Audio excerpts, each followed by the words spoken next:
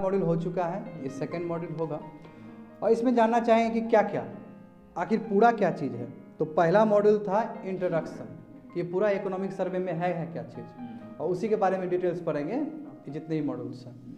देखो पहला क्या है कि economy can wait but not human lifes. Economy बाबू वेट कर सकता है, इकोनॉमी आज खराब है तो कल ठीक हो सकता है, आदमी आज मर गया तो मर गया, फिर वो नहीं आ सकता है, ठीक है। और यही चीज़ पूरी के तरीके से तुम्हारा महाभारत का धर्मा से लिया गया है।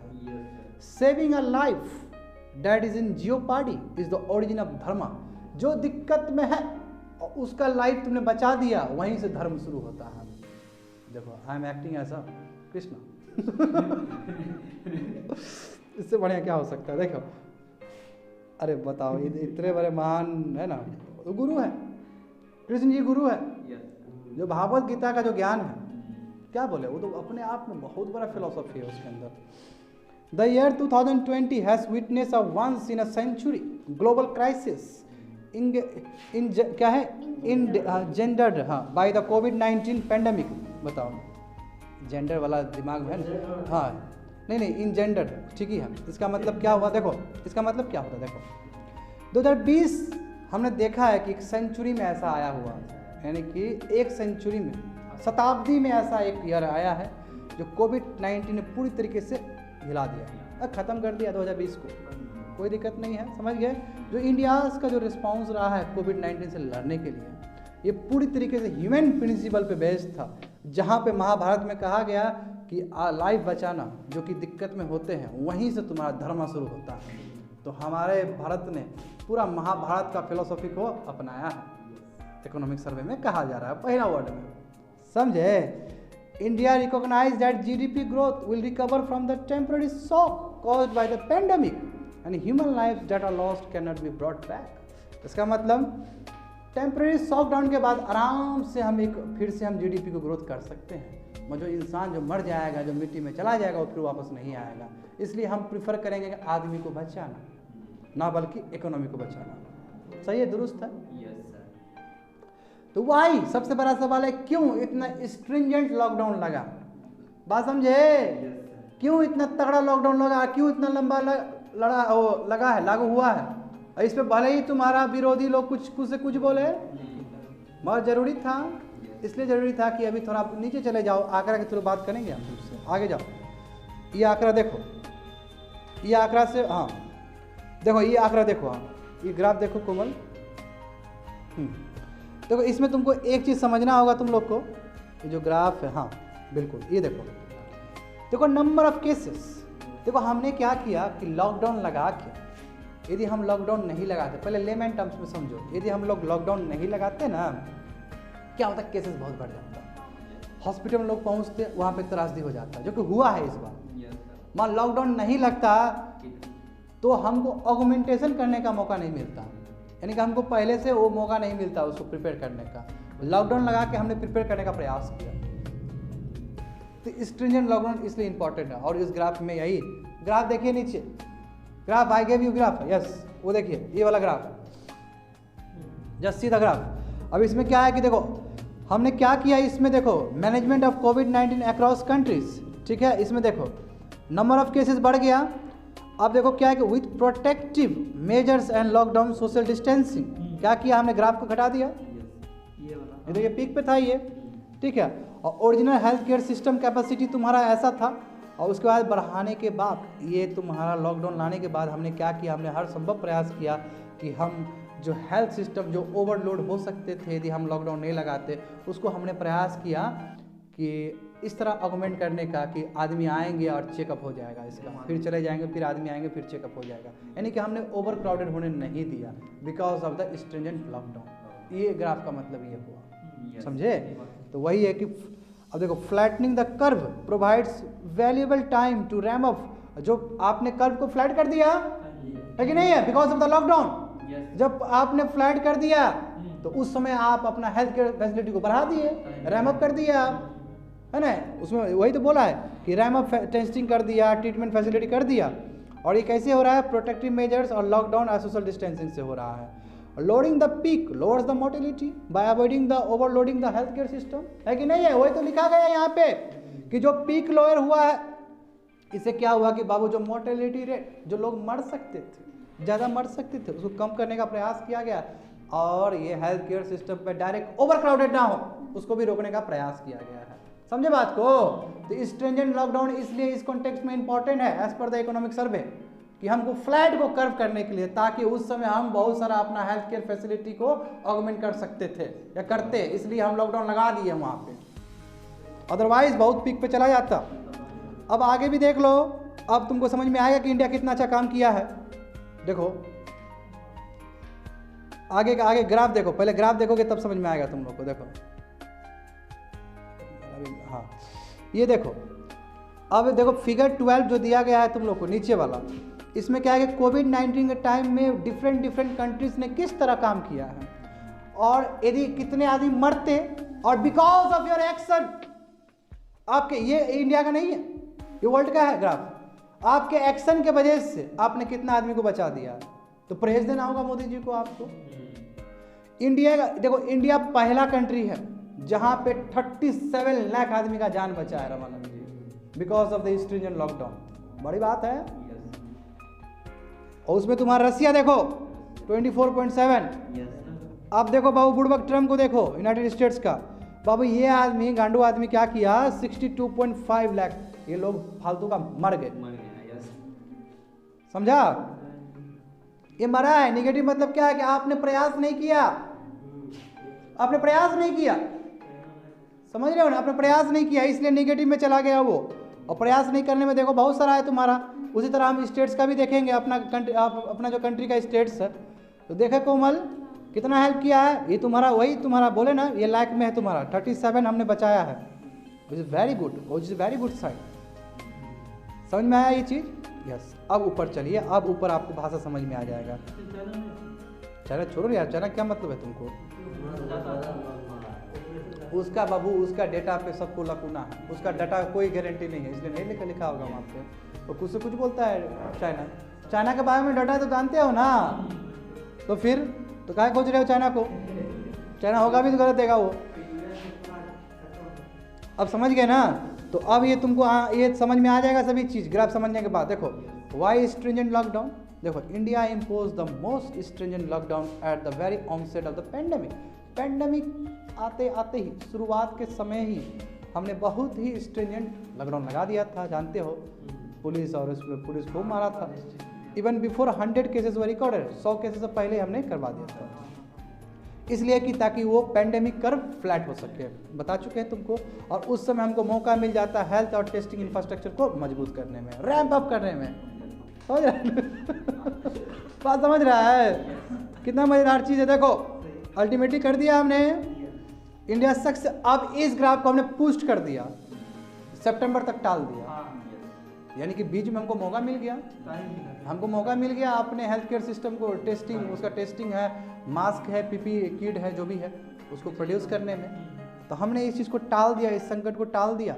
ठीक है, सितंबर में पीक देखने को नजर आया 2020 में इंडिया। आप देखो सबसे बड़ी बात तो ये है कि क्राइसिस अपॉर्चुनिटी लेके भी आता है, तुमसे बेटर कौन जानता है? नीतीश समझ रहा है ना बात को?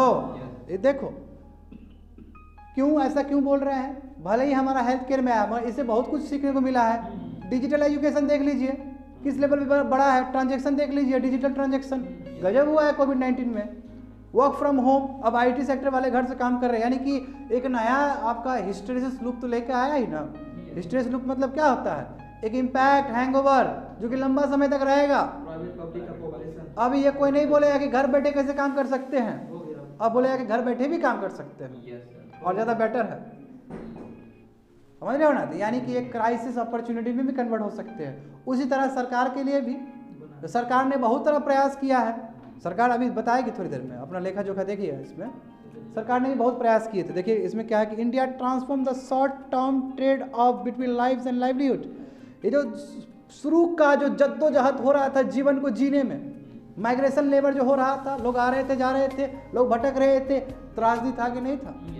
इस चीज़ को ट्रांसफॉर्म किया विन विन सिचुएशन में, जहाँ पे मीडियम टर्म से लेकर लॉन्ग टर्म तक बात किया कि कैसे लाइव्स और लाइवलीहुड को बदला जाए। क्यों? क्योंकि स्ट्रक्चरल रिफॉर्म्स लाएंगे कंट्री में, बहुत तरह का स्ट्रक्चरल क्या लाएंगे तो थोड़ी देर में बताएंगे। यानी कि ये जो क्राइसिस था शॉर्ट टर्म का, इसमें बहुत बड़ा तुम्हारा सरकार ने क्या किया, प्रोग्राम और पॉलिसी लेकर आया ताकि मीडियम टर्म और लॉन्ग टर्म के लिए फायदा हो। वही बोलते हैं, तो क्राइसिस को अपॉर्चुनिटी में सरकार ने बदला। तो what happened because of the stringent lockdown, अभी तो ग्राफ बता दिए थे, क्या बोले हैं कि India restricted the covid spread by 37 lakh cases, बोले कि नहीं बोले? 37 लाख केसेस बचा दिया इंडिया ने। और यदि मोर्टेलिटी रेट का बात करूँ तो रामानंद जी 1 लाख आदमी को मरने से बचा दिया इंडिया ने। 1 लाख बड़ा बड़ा आंकड़ा होता है जी। और 37 में कितना लोग ठीक भी हो जाता है, क्योंकि हमारे इंडिया में कोविड-19 का केस डिफरेंट है, मोर्टेलिटी रेट 2% भी नहीं होगा अच्छे से, जानते हैं। Early and more stringent lockdowns have been effective in controlling the spread of the pandemic both across the country and across the states in India. दोनों ही कारगर हुए हैं। इंडिया एज अ होल भी बहुत कारगर साबित हुआ है लॉकडाउन, और स्टेट्स में भी हुआ है। तो कर तो पता ही, होप सो समझ में आ गया। अब हम चलेंगे स्टेट की तरफ भी, देखेंगे किस किस स्टेट ने बहुत अच्छा काम किया है। महाराष्ट्र का बहुत नाम गंदा है यहाँ पे, ठीक है, क्योंकि महाराष्ट्र में बहुत ज़्यादा केसेस हुआ था, जानते ही हो। आगे देखो, हाँ तो होप सो कोई दिक्कत नहीं ना है तुम लोग को। 37.1 बचाया है, 24 तुम्हारा रसा बचाया है, एंड सो ऑन। और यूनाइटेड स्टेट्स बता दिए तुम लोग को, देखो यूनाइटेड स्टेट्स बोल ट्रम्प साफ साफ नहीं दिखता है तुम लोग को। ट्रम्प को से कुछ बोल रहा है, भाषणबाजी दे रहा है, हार गया कि नहीं हार गया? अब देखिए रामानंद जी, यहाँ पे है, इस चीज़ पे बात होना चाहिए कि स्टेट्स, हमारे स्टेट्स ने, देखिए हमारे स्टेट्स ने, उत्तर प्रदेश ने सबसे अच्छा काम किया, उसका गुजरात ने काम किया है, ठीक है, उसका बिहार ने भी काम किया है, और सबसे बुरा काम किया है, ठीक है, ये थाउजेंड्स में है, ठीक है ना, समझ गए, ये थाउजेंड्स में आंकड़ा दिया गया है। जैसे कि ऊपर का आंकड़ा किस में दिया था, लाख में था, ये थाउजेंड्स में है, यानी कि इतना केसेस बचाया है। और देखिए 955,000 है ना, 955,000 केस महाराष्ट्र गवर्नमेंट के बेवकूफ़ी के वजह से इतना हुआ, समझे ना। और उत्तर प्रदेश की उसके वजह से क्या हुआ, 113,000, यानी कि लगभग इतने केसेस बचे हैं, थाउजेंड्स में है जी आंकड़ा, देख लो नीचे है। होप सो समझ में आ गया होगा ये चीज़। तो उसमें देखो बाकी स्टेट्स भी देख सकते हो, कश्मीर देख सकते हो, जम्मू एंड कश्मीर देख सकते हो, 57 ये भी पॉजिटिव काम किया है, पंजाब भी बहुत अच्छा काम किया है, देख रहे हो, ओडिशा भी काम किया है, नीचे गोवा सब पीछे चला गया है।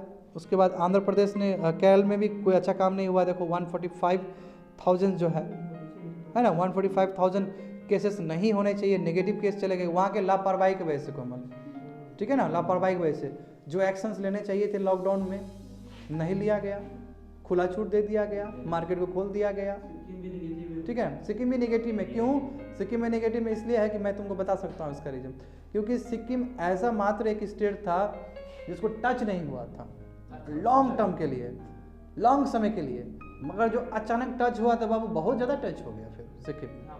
हमारे फ़ोन जो मित्र लोग करते थे, हमारे हुआ है उधर, ठीक है, और बहुत ज़्यादा बढ़ने लगा वहाँ पे भी केसेस, ठीक है, तो इसलिए नेगेटिव में आ गया कि आप इतने अच्छे से संभाल के रखे थे, फिर अचानक क्या हुआ, फिर बढ़ गया गैंगटॉक में, इस रीजन से नेगेटिव में आया है, समझा।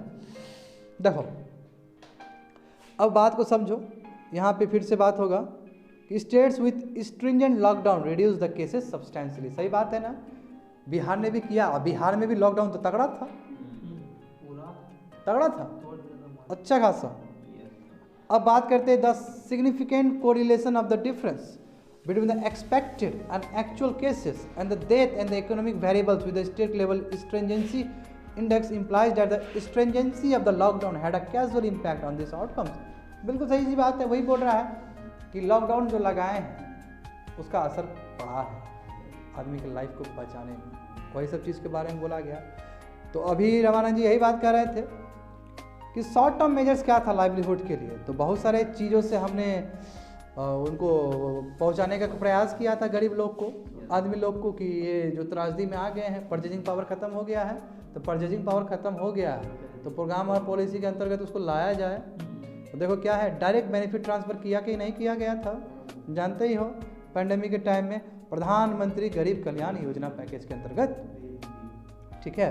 तो उसमें देखिए स्कीम वगैरह जो है आपका, नंबर ऑफ बेनिफिशरीज, ठीक है, इसमें 20 करोड़ सेलेक्ट किए गए थे। पहला तुम्हारा फर्स्ट इंस्टॉलमेंट, ये यानी कि प्रधानमंत्री तुम्हारा क्या है, ऊपर देखो प्रधानमंत्री, हाँ ये तुम्हारा जनधन नहीं होगा, क्या है रमन जी, हाँ जनधन योजना, हाँ ठीक, क्योंकि अकाउंट खुला हुआ है ना तो डायरेक्ट अकाउंट में डाल देगा ना, वो जनधन योजना वाला में आया था। तो पहले देखो कितना नहीं कवर किया, देखो पहले 20 करोड़, फिर उसके बाद 20 करोड़, फिर 20 करोड़, ठीक है। उसमें देखो फिर से नंबर ऑफ बेनिफिशरीज इतना किया गया, अमाउंट पहले तुम्हारा 10,000 करोड़ भेजा गया, फिर 10,000, फिर 10,000 इस तरह, ठीक है। उसके बाद एज्ड विडोज, दिव्यांग, सीनियर सिटीजन को भी दिया गया, उसमें 2.8 यानी कि लगभग 3 करोड़ आदमी को, और उसमें इतना राशि दिया गया। हाँ वही मतलब विडोज दिव्यांग होता है, इसके लिए अलग होता है, नाम याद करके क्या करेगा तुम, ठीक है ना। ये जो डिसेबल्ड लोग सब है, या फिर तुम्हारा वल्नरेबल सेक्शंस के लोग सब है, वल्नरेबल सेक्शन बोलो सिंपल, ठीक है।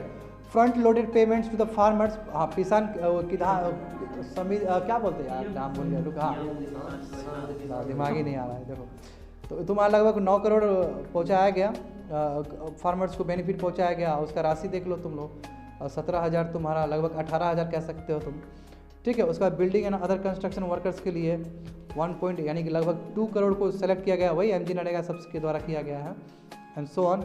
24% कंट्रीब्यूशन टू EPFO है ना, एम्प्लॉय प्रोविडेंट फंड वाला जो है, इसमें 0.45 यानी कि लगभग 50 लाख को टच करने का प्रयास था, ठीक है, एंड सो ऑन। प्रधानमंत्री उज्ज्वला योजना, बब सिलेंडर वाला जो, हाँ बिल्कुल उसमें दिया गया, देखो इतना दिया गया, तुमको नहीं मिला अलग बात है, जाकर खोजो, ठीक है। तो ये 1 दिसंबर 2020 तक का है। INS मतलब यही इंस्टॉलमेंट बताए थे, पहला instalment, second instalment and third instalment. Hope so समझ में आ गया होगा। तो ये क्या है, देखो बाबू ये क्या है, इसी को बोलते हैं शॉर्ट टर्म मेजर्स, छोटे टर्म्स, मगर देखो ये रिफॉर्म्स हैं। मगर मीडियम टर्म्स और लॉन्ग टर्म्स के लिए क्या क्या मेजर्स हुए हैं तो समझो, ठीक है। सब तो नहीं पढ़ाएंगे आज, मैं जितना ही पढ़ाएंगे समझते रहो, टाइम हो गया है। देखो why the structural reforms were undertaken, क्यों स्ट्रक्चरल रिफॉर्म्स लिए गए हैं। This was supply shock induced by the lockdown which disrupted the productive capacity of the economy.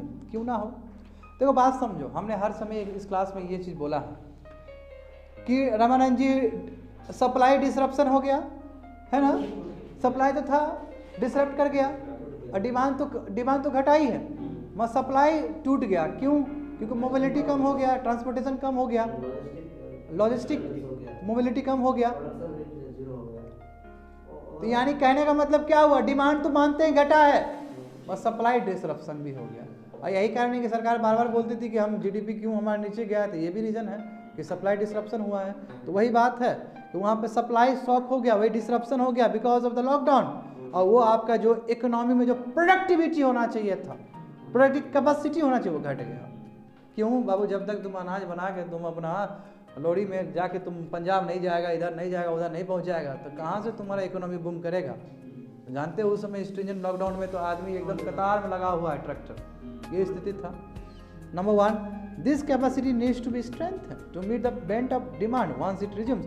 बोला कि ये जो कैपेसिटी है, जो आपका जो सप्लाई डिसरप्शन में जो आपका टूटा है, और कैपेसिटी जो बढ़ने का, अनाज मतलब कोई भी मैन्युफैक्चरिंग यूनिट को प्रोड्यूस करने का, या अनाज को करने का, या सर्विस देने का, कोई भी चीज़, ये जो आपका थम सा गया है, अचानक जब फिर होगा, सब इकोनॉमी रिवाइव करेगा, फिर डिमांड बढ़ेगा, वो अचानक बढ़ जाएगा। सही बात है, समझे। This capacity needs to be strength to meet the pent of demand, जो डिमांड तुरंत अचानक बढ़ेगा जब सब कुछ सही हो जाएगा। Due to the lockdown there was under heating of the economy. देखो अच्छी बात है, देखो ये शब्द है इकोनॉमिक्स में, हीटिंग ऑफ द इकोनॉमी कहा जाता है, यानी कि इकोनॉमी हीट कर गया, यानी कि हेडविंड बताए थे, टेल विंड और हेडविंड। हेडविंड के वजह से बाबू दिक्कत हुआ इकोनॉमी, क्यों, क्योंकि मैं तो बताया तो हूँ, यहाँ सप्लाई डिसरप्शन हुआ, मगर डिमांड भी कम है। क्यों, लोग पास जेब में पैसा कम है, और पैसा कम है तो काहे वो खाएगा बड़ा बड़ा चीज़ सब, काहे बड़ा बड़ा चीज़ परचेज करेगा, वो शांत हो जाएगा वो पूरी तरीके से, अपना बेसिक नीड ही पूरा करेगा ऑनली, समझे ना। वो रेफ्रिजरेटर नहीं लाएगा रामानंद जी की तरह। तो वही देखो, तो बाबू क्या कि इकोनॉमी हिट कर गया, समझे।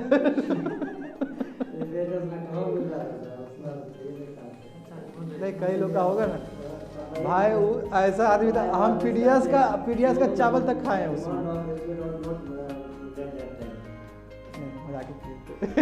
हालत ये था, शायद आप लोग भी पीडीएस का खाए होंगे, ऐसा हालत था। कोमल नहीं खाई होगी। हाँ हाँ, लॉकडाउन में पीडीएस का खाना पड़ा था हमको, ये हालत हो गया था। हाँ मिल रहा था हमको कुछ नहीं है, वही तो बोल रहे इस बार लॉकडाउन में तो गजब दिया है।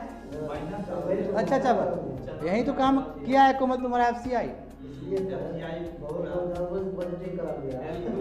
एक मैं खत्म कर देता हूँ, नहीं तो हो जाएगा फिर लास्ट। देखो ड्यू टू द लॉकडाउन क्या हुआ, अंडर हीटिंग हो गया इकोनॉमी, ठीक है, बोले ना अंडर हीटिंग हो गया। क्यों? डिमांड तो घट ही गया है, आप ये बोल चुके हैं पहले कि सप्लाई आपका डिसरप्शन हो गया है और लार्ज स्केल कॉर्पोरेट डिस्ट्रेस है। तभी तो रामानंद जी आपको इंसॉल्वेंसी एंड बैंक्रप्सी कोड का हम दिए हैं ब्रैकेट, ठीक है, 8 महीना 9 महीना तक हम आपको रख दिए। तो यानी कि स्ट्रेस्ड हो गया। क्यों? कॉर्पोरेट पैसा लिया था बैंक से, बोला कि हम करके प्रोडक्टिविटी बढ़ा के हम आपको लोन देंगे, वापस दे देंगे आपको पैसा। मैं स्ट्रेस में चला गया वो कॉर्पोरेट, वही बोला, ये सब चीज़ हो गया। Simple reflecting of the economy with increase government. देखो आप देखो नए टर्म्स आ रहे हैं। देखो अंडर हीटिंग समझ में आ गया। अंडर हीटिंग इकोनॉमी मतलब इकोनॉमी चौपट हो रहा है बहुत सारे रीजन से। रिफ्लेक्टिंग ऑफ द इकोनॉमी, अब इकोनॉमी को फिर से वहाँ से उठाना है, इसको बोलते हैं रिफ्लेक्टिंग ऑफ द इकोनॉमी। कैसे हो सकता है कोमल? गवर्नमेंट का एक्सपेंडिचर कर दो। तो मैंने तो बोला है जीडीपी में गवर्नमेंट का एक्सपेंडिचर का एक बहुत बड़ा रोल प्ले करता है, वही public expenditure. Public expenditure is equal to your government expenditure. Public का मतलब गवर्नमेंट होता है, पहले बोल चुका हूँ। तो गवर्नमेंट का जो एक्सपेंडिचर है कहीं ना कहीं ये तुम्हारा जो बाबू इन्फ्लेशन जो है, इन्फ्लेशन से उठ के बात करेगा। और तुम्हारा ये जो तुम्हारा ये specially given the inherent supply side constants, यानी कि तुम्हारा एक तरफ तुमको दिक्कत है, सप्लाई डिसरप्शन हो गया है, उस चीज़ को ख़त्म करेगा यदि गवर्नमेंट का इन्वेस्टमेंट किए तो गवर्नमेंट का इन्वेस्टमेंट बहुत ज़रूरी है, समझे, ये सप्लाई डिसरप्शन को ख़त्म करने के लिए।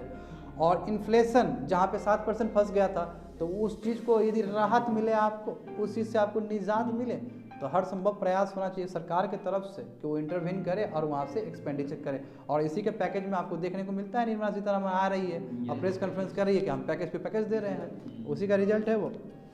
It is the precise reason why the government initiated several multi-sectoral supply side structural reforms। तो यही कारण है कि बहुत सारे मल्टी सेक्टर अलग अलग सेक्टर वाले जो सप्लाई चेन सिस्टम है स्ट्रक्चरल रिफॉर्म्स वो किए गए हैं ताकि सप्लाई चेन रेजिलियंट हो, कोई तरह की दिक्कत ना हो, लोग को आराम से पहुंच सके सामान वगैरह। समझे बात को? India is the only country to have undertaken structural reforms on the supply side at the initial stage of pandemic. दुनिया में इंडिया मात्र कंट्री है जिसने क्राइसिस को अपॉर्चुनिटी में कन्वर्ट किया है। So far supply chain system is concern या कंसर्न। समझ गए ना बात को? That is the end of today's class. कल बात करेंगे फिर से।